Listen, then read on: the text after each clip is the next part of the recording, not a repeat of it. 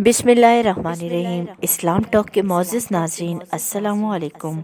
मोअज़्ज़ज़ नाज़रीन, आज हम आपके साथ हज़रत इब्राहीम अलैहिस्सलाम का वाक़या बयान करेंगे। मोअज़्ज़ज़ नाज़रीन, हज़रत इब्राहीम अलैहिस्सलाम अल्लाह ताला के एक बरगज़ीदा पैगम्बर थे। उनसे पहले जितने भी पैगम्बर आए उनमें हज़रत इब्राहीम अलैहिस्सलाम का रुतबा सबसे बड़ा था। इसकी वजह यह है कि चंद पैगम्बरों के सिवा हज़रत इब्राहीम ही की नस्ल से सारे पैगम्बर आए। हमारे नबी भी उन्हीं की नस्ल से हैं। हज़रत ईसा अलैहिस्सलाम और हज़रत मूसा अलैहिस्सलाम का ताल्लुक़ भी उन्हीं से था। यही वजह है कि हज़रत इब्राहीम अलैहिस्सलाम को यहूदी और नसारा भी मानते हैं। हर नमाज में भी आपका ज़िक्र आता है। अल्लाह ताला ख़ुद फरमाता है कि इस किताब में इब्राहीम का ज़िक्र कीजिए, वो रास्ती वाले पैगम्बर थे, यानी सच्चे और राह रास्त पर थे। हज़रत इब्राहीम अलैहिस्सलाम का ताल्लुक़ शहर बाबुल से था। कहा जाता है कि पहले इराक़ का नाम भी बाबुल ही था, या इराक़ के एक शहर का नाम था। आपके वालिद का नाम आज़र था। आपके ज़माने में लोग बहुत ज़्यादा गुमराह थे। हर किस्म की अखलाकी बुराइयाँ उनमें पाई जाती थी। आपस में उनका बर्ताव भी अच्छा नहीं था। नहायत संगदिल थे, भूखों को खाना नहीं खिलाते थे और ज़िंदा इंसान को आग में फेंक देते थे। इसलिए अल्लाह ताला ने इस कौम के मुकाबले में हज़रत इब्राहीम अलैहिस्सलाम के बारे में फ़रमाया कि वो रहीमुल मिज़ाज और हलीमुल तबे थे। एक जगह अल्लाह ताला फरमाता है कि सबसे बेहतर दीन दीन इब्राहीम है। दीन इब्राहीम में तकवा और सच्चाई की दुआ की गई है। कहते हैं कि हज़रत इब्राहीम अलैहिस्सलाम और हज़रत लूत अलैहिस्सलाम का ज़माना एक ही था, बल्कि हज़रत लूत और हज़रत इब्राहीम अलैहिस्सलाम दूर के रिश्ते के भाई थे। हज़रत इब्राहीम अलैहिस्सलाम को बुत परस्ती से भी बहुत ज़्यादा नफ़रत थी। हज़रत इब्राहीम अलैहिस्सलाम के बाप खुद बुत परस्त थे और बुत बनाकर बाज़ार में बेचते थे।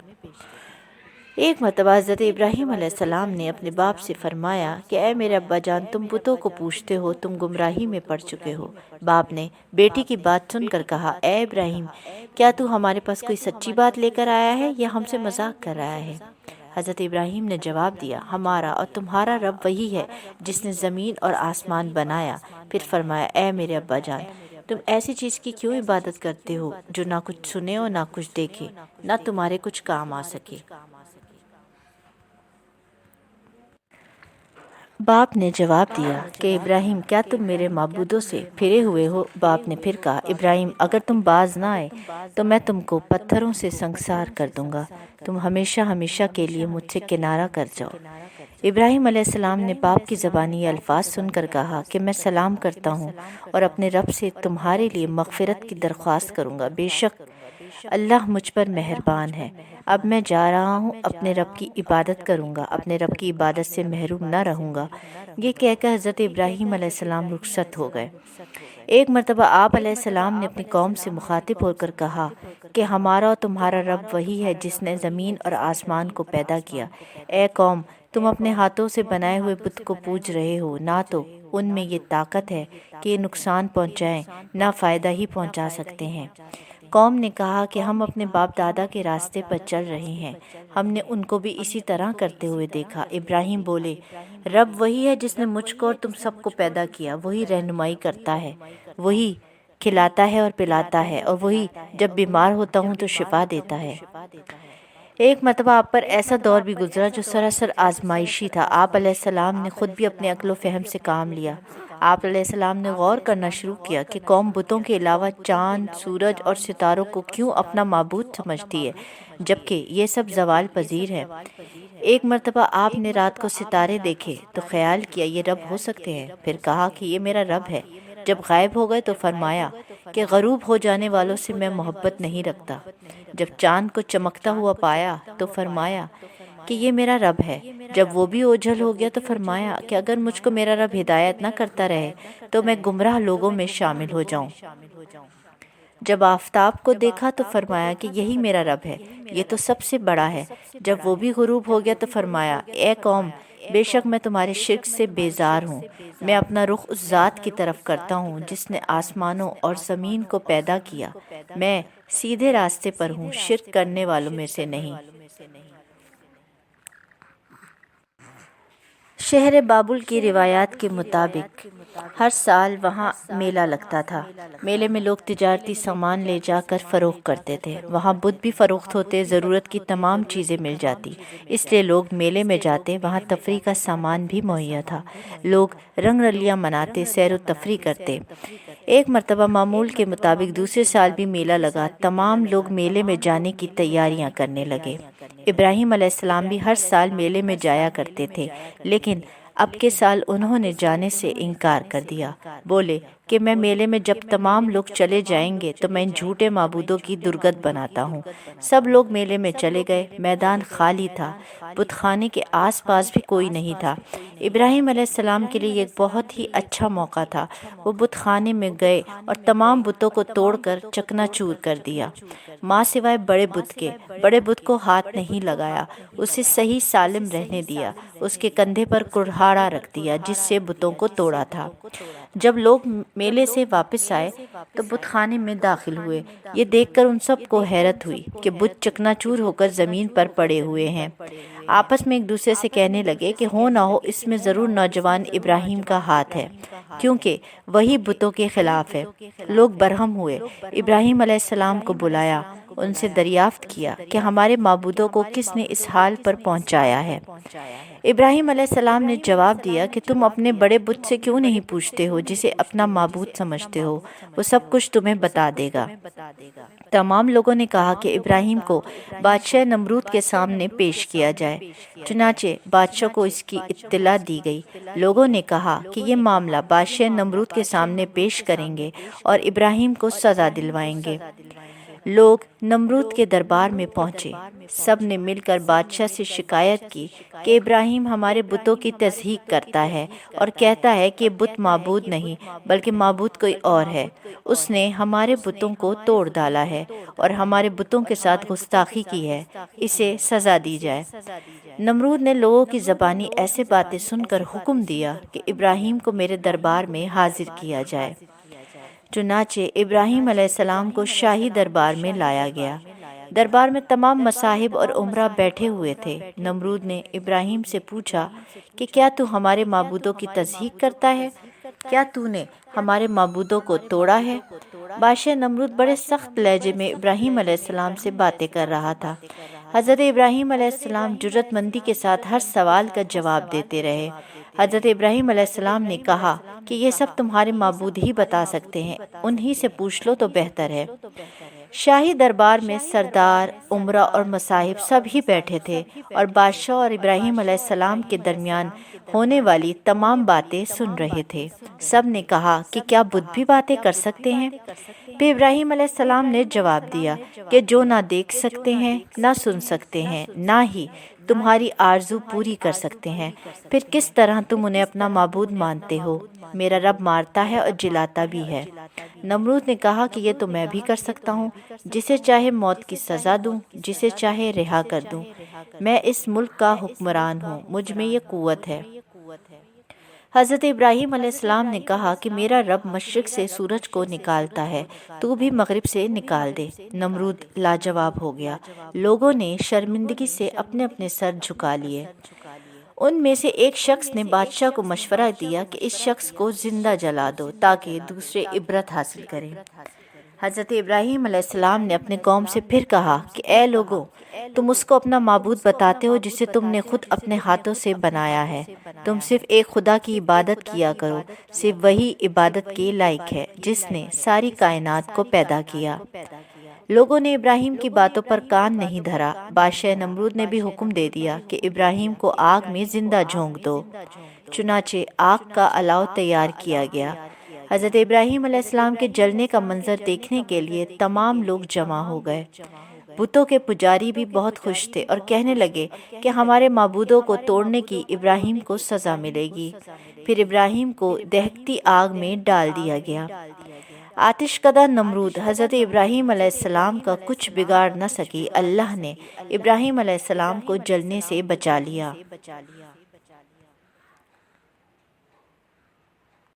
اگرچہ حضرت ابراہیم علیہ السلام اپنے والد کو بہت پہلے ہی چھوڑ چکے تھے، لیکن ان کے لیے اکثر دعا کیا کرتے تھے کہ وہ راہ راست پر آ جائیں۔ لیکن اللہ تعالیٰ نے حضرت ابراہیم علیہ السلام کو وحی کے ذریعے حکم دیا کہ مشرکوں، کافر اور گمراہی اختیار کرنے والوں کے لیے دعا نہ کریں، کیونکہ ان کا باپ بھی گمراہ لوگوں میں شامل تھا، اسی لیے دعا کرنے سے منع کیا گیا۔ اللہ کے نزدیک توبہ اسی کی قبول ہوتی ہے جو موت سے پہلے توبہ کر لے اور نیک عمل بھی کرے۔ اصل ایمان نیک عمل ہی ہے۔ آپ نے تبلیغ کا سلسلہ جاری رکھا، لیکن گمراہ قوم کے اندر کوئی تبدیلی نہیں آئی، بلکہ وہ لوگ آپ کی زندگی کے در پہ تھے۔ اسی وجہ سے آپ نے تنگ آ کر ہجرت کرنے کی ٹھان لی اور سامان سفر باندھا اور فلسطین کی طرف روانہ ہوئے۔ معزز سامعین، حضرت ابراہیم علیہ السلام کی بیوی سارہ کلدانی قوم سے تعلق رکھتی تھیں۔ آپ ایک نیک خاتون تھیں، عظمت اور عفت میں مثالی حیثیت رکھتی تھیں۔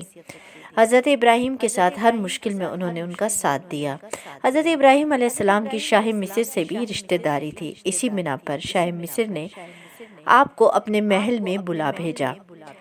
شاہ مصر آپ کے اخلاق سے بہت متاثر ہوا اور اپنی بیٹی ہاجرہ کو آپ علیہ السلام کی زوجیت میں دے دیا اور بہت سا مال و اسباب بھی ساتھ کر دیا اور ایمان لانے کا وعدہ کیا۔ آپ علیہ السلام حضرت ہاجرہ کو اپنے گھر لے گئے۔ زندگی بڑی خوشگواری کے ساتھ گزر رہی تھی۔ حضرت سارہ اور حضرت ہاجرہ محبت اتفاق کے ساتھ ساتھ رہنے لگیں۔ حضرت ابراہیم علیہ السلام مصر میں کچھ عرصہ قیام کرنے کے بعد فلسطین روانہ ہوئے۔ اسی لیے فلسطین کو انبیاء کی سرزمین کہا جاتا ہے۔ حضرت ابراہیم علیہ السلام کی کوئی اولاد نہیں تھی، اس لیے آپ کو غم تھا۔ حضرت ابراہیم علیہ السلام اولاد کے لیے اکثر دعا کیا کرتے تھے۔ اللہ نے آپ کی دعا قبول کی۔ حضرت ہاجرہ کو اولاد کی نعمت سے نوازا۔ بچے کا نام اسماعیل رکھا گیا۔ حضرت سارہ کے بطن سے کوئی اولاد نہیں ہوئی، اس لیے سارہ کے دل میں رشک پیدا ہوا۔ سارہ کو بہت دکھ ہوا اور بہت مایوسی ہوئی۔ ایک دن حضرت سارہ نے حضرت ابراہیم علیہ السلام سے خواہش ظاہر کی کہ ہاجرہ اور اس کے بچے کو میری نظروں سے دور رکھا جائے۔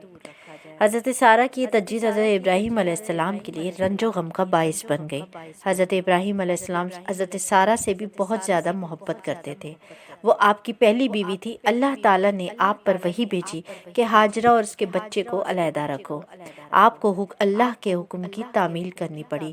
اگرچہ یہ بات آپ پر شاق گزری، لیکن اللہ کی یہی مرضی تھی۔ اللہ کے حکم کے آگے آپ نے سر جھکا لیا۔ ایک روز آپ اپنی چھوٹی بیوی ہاجرہ اور اس کے بچے کو لے کر کسی انجانی منزل کی طرف روانہ ہو گئے۔ چلتے چلتے ایک وادی میں پہنچے جہاں چٹیل میدان اور پہاڑوں کے علاوہ کچھ بھی نہ تھا۔ ہریالی کا کہیں دور دور تک نام و نشان نظر نہیں آ رہا تھا۔ ایسے مقام پر پانی بھی نہیں تھا۔ زندگی بڑی کٹھن تھی۔ حضرت ابراہیم علیہ السلام نے ایک مقام چن لیا اور وہیں پڑاؤ ڈالا۔ آپ اپنے ساتھ پانی کا ایک مشکیزہ اور کھجوروں کی ایک تھیلی لائے تھے، یہی ان کا کھانا تھا۔ کھجوریں اور پانی کا مشکیزہ حضرت ہاجرہ کے حوالے کیا اور کہا کہ میں اس مقام سے روانہ ہو رہا ہوں، تمہارا اللہ نگہبان ہے۔ جب آپ جانے لگے تو حضرت ہاجرہ آپ کے پیچھے پیچھے دوڑیں اور کہنے لگیں کہ اس سنسان اور بیابان میں مجھے کہاں چھوڑ کر جا رہے ہو؟ میں کس کے آسرے پر یہاں زندہ رہوں؟ یہاں تو پانی کی ایک بوند بھی نہیں ہے۔ حضرت ابراہیم خاموش رہے۔ جب حضرت ہاجرہ نے بار بار اصرار کیا تو آپ نے فرمایا کہ میں یہاں اللہ کے حکم پر تمہیں چھوڑ رہا ہوں۔ حضرت ہاجرہ علیہ السلام نیک اور عبادت گزار تھیں۔ جب اللہ کا حکم سنا تو فرمایا کہ اللہ میری حفاظت کرے گا اور زندہ رہنے کا سامان فراہم کرے گا، مجھے آپ یہیں چھوڑ دیں۔ حضرت ابراہیم علیہ السلام روانہ ہونے لگے تو آپ دیکھتی رہیں۔ حضرت ابراہیم علیہ السلام نے اس جدائی کے موقع پر بھی صبر کا دامن ہاتھ سے نہیں چھوڑا۔ اللہ کا حکم بجا لائے۔ آپ نے اپنے پیارے بیٹے اور بیوی کو چھوڑ دیا۔ یہ گھڑی بہت زیادہ آزمائش کی تھی۔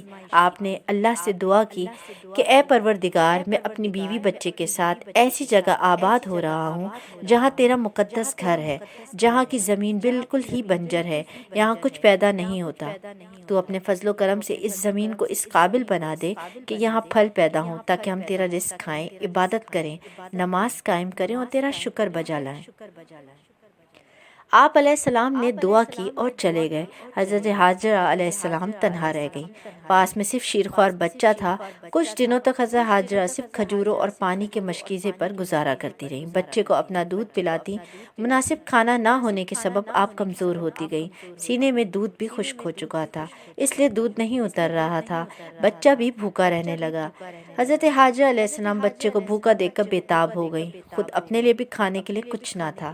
اسماعیل علیہ السلام بچے تھے، بھوک سے رو رہے تھے۔ بچے کی حالت دیکھ کر ماں تڑپ اٹھی۔ دل میں خیال آیا کہ کہیں کوئی انسان نظر آ جائے تو ڈھارس بندھے۔ آپ دوڑی ہوئی ایک بلند مقام پر پہنچ چڑھ گئیں۔ یہ ایک پہاڑی تھی، اس کا نام صفا تھا۔ دور دور تک نظریں دوڑائیں لیکن کوئی نظر نہ آیا۔ وہاں سے اتر کر قریب ہی ایک اور پہاڑی پر چڑھ گئیں، اس کا نام مروہ تھا، لیکن وہاں سے بھی کوئی نظر نہ آیا۔ ہر چہار طرف سوائے ویرانی کے کچھ نہ تھا۔ اسی بے چینی اور بے قراری کے عالم میں صفا اور مروہ کی پہاڑیوں پر 7 مرتبہ چکر لگائے، پھر بچے کے پاس پہنچی۔ دیکھا کہ بچے کی ایڑی کے قریب ہی اللہ کی رحمت سے ایک چشمہ پھوٹ کر بہہ رہا ہے۔ آپ پانی دیکھ کر حیران رہ گئیں۔ اللہ کا شکر ادا کیا، پھر پانی پیا۔ پانی نہایت ٹھنڈا تھا، ذائقہ بھی خوشگوار تھا۔ آپ نے بہتے ہوئے پانی سے کہا، زمزم یعنی ٹھہر جا۔ حضرت حاجرہ کو پانی میسر آ گیا۔ جہاں ٹھہری ہوئی تھی، ایک روز وہاں سے کچھ فاصلے پر ایک قافلہ گزر رہا تھا۔ قافلے والوں نے دور سے انسانی نفوس کو دیکھا تو انہیں تجسس ہوا۔ وہ قریب آئے تو حضرت حاجرہ اور بچے کو وہاں پایا۔ انہیں پانی کی بھی ضرورت تھی۔ حضرت حاجرہ سے پانی طلب کیا تو آپ نے زمزم کے چشمے کی طرف اشارہ کیا۔ قافلے والوں نے پانی پیا اور مویشیوں کو بھی پلایا۔ اس کے عوض حضرت حاجرہ کو کھانے کے لیے کھجوریں پیش کی اور اس سنسان بیابان میں رہنے کا سبب دریافت کیا۔ حضرت حاجرہ نے سب کچھ بتا دیا۔ کچھ روز قیام کے بعد قافلہ وہاں سے کوچ کر گیا۔ اسی طرح قافلے آتے رہے۔ کچھ روز قیام کرنے کے بعد اپنی منزل کی طرف روانہ ہو جاتے۔ ان کے آنے جانے کے سبب حضرت حاجرہ کو کھانے کا سامان مل جاتا۔ ایک مرتبہ بنو جرہم کا قافلہ آیا۔ جب آب زمزم دیکھا تو وہیں پڑاؤ ڈالا اور رہائش اختیار کر لی۔ ان کے پاس کثرت سے مویشی بھی تھے۔ جو دن گزرتے گئے، حضرت اسماعیل علیہ السلام بھی بڑے ہو گئے۔ قبیلہ بنو جرہم کے آنے کے بعد آبادی کچھ بڑھ گئی اور ایک بستی بن گئی۔ حضرت ابراہیم علیہ السلام کچھ عرصے بعد وہاں پہنچے تو دیکھا کہ علاقے میں کچھ انسان نظر آ رہے ہیں۔ انہوں نے اپنے بیٹے حضرت اسماعیل علیہ السلام اور بیوی حضرت حاجرہ سے ملاقات کی۔ اس طرح سے آپ کے آنے جانے کا سلسلہ شروع ہو گیا۔ آپ علیہ السلام حضرت حاجرہ کے پاس بھی رہنے لگے۔ حضرت سارہ بھی حضرت حاجرہ کی خبر لینے لگی۔ حضرت سارہ کے کوئی اور اولاد نہیں تھی جس سے وہ اکثر غمگین رہا کرتی۔ پہلی بیوی کے اولاد نہ ہونے پر آپ بھی پریشان رہتے تھے۔ آپ بے حد مہمان نواز تھے۔ جب تک آپ کے دسترخوان پر مہمان نہیں ہوتا، آپ کھانا نہیں کھاتے۔ معمول کے مطابق آپ کھانے کے لیے مہمان کا انتظار کر رہے تھے کہ مہمان آ پہنچے۔ آپ علیہ السلام نے مہمانوں کا استقبال کیا اور خوش ہوئے۔ جب آپ نے مہمانوں کے سامنے کھانا رکھا تو انہوں نے کھانے کو ہاتھ نہیں لگایا اور بیٹھے رہے۔ حضرت ابراہیم علیہ السلام کو مہمانوں کے رویے پر حیرت ہوئی۔ آپ علیہ السلام مہمانوں کے لیے جانوروں کو ذبح کرتے اور بھون کر ان کے سامنے رکھتے۔ ان آنے والے مہمانوں کے لیے بھی اسی طرح کا انتظام کیا، لیکن مہمان کھانا نہیں کھا رہے تھے۔ آپ کے زمانے میں یہ روایت تھی کہ مہمان کے کھانا نہ کھانے کا مطلب اعلان جنگ سمجھا جاتا، اسی لیے آپ کو فکر لاحق ہوئی۔ حضرت ابراہیم علیہ السلام کو فکر مند دیکھ کر آنے والے مہمانوں نے کہا کہ آپ علیہ السلام خوف نہ کھائیں، ہم اللہ کی جانب سے آئے ہیں، ہم فرشتے ہیں اور قوم لوط کو ان کے گناہوں کی سزا دینے آئے ہیں اور آپ کے لیے بھی خوشخبری لے کر آئے ہیں۔ یہ سن کر حضرت ابراہیم علیہ السلام مسکرائے اور پوچھا، یہ کیسی خوشخبری ہے؟ فرشتوں نے کہا کہ سارہ کے بطن سے بھی اولاد ہونے والی ہے۔ یہ بات سن کر حضرت ابراہیم علیہ السلام حیرت میں پڑ گئے اور سوچا کہ میری عمر 100 برس اور سارہ کی عمر 80 برس ہے۔ بھلا اس بڑی عمر میں کوئی کس طرح اولاد کی امید رکھ سکتا ہے؟ لیکن اللہ قادر مطلق ہے، وہ سب کچھ کر سکتا ہے۔ وہ خاموش رہے۔ حضرت سارہ فرشتوں کی بات سن کر ہنس پڑی اور کہنے لگی کہ میں بوڑھی ہو چکی ہوں اور ابراہیم بھی بوڑھے ہیں، اس عمر میں کس طرح اولاد ہو سکتی ہے؟ فرشتوں نے جواب دیا کہ اللہ کے ہاں سب کچھ ممکن ہے۔ فرشتوں نے اسحاق کے پیدا ہونے کی بشارت حضرت سارہ کو سنائی۔ فرشتوں نے صرف اتنا ہی نہیں کہا بلکہ یہ بھی کہا کہ اسحاق کا بھی بیٹا ہوگا، اس کا نام یعقوب ہوگا۔ اللہ تعالیٰ تم پر رحمت اور برکت کرنے والا ہے، وہ تمہاری اولاد کو ستاروں کی مانند بڑھائے گا۔ اللہ تعالیٰ نے حضرت سارہ کو اولاد کی نعمت سے نوازا، اس کا نام اسحاق تھا۔ حضرت ابراہیم علیہ السلام اب حضرت ہاجرہ کے پاس رہنے لگے۔ اللہ نے حضرت ابراہیم علیہ السلام کو ایک اور آزمائش میں ڈالا۔ ایک رات آپ نے خواب میں دیکھا کہ وہ اپنے پیارے بیٹے حضرت اسماعیل علیہ السلام کو قربان کر رہے ہیں۔ 3 راتیں ایسے ہی خواب نظر آئے۔ انبیاء کے خواب صرف خواب نہیں ہوتے، وحی کا حصہ ہوتے ہیں۔ حضرت ابراہیم علیہ السلام سمجھ گئے کہ حضرت اسماعیل کو قربان کرنے کا مطالبہ کیا جا رہا ہے۔ حضرت ابراہیم علیہ السلام نے اپنا سر جھکا لیا۔ آپ نے اپنے بیٹے سے کہا کہ اے میرے بیٹے، میں نے خواب میں تجھے ذبح کرتے ہوئے دیکھا۔ یہ اس بات کا اشارہ ہے کہ اللہ تمہاری قربانی چاہتا ہے۔ اس بارے میں تمہارا کیا خیال ہے؟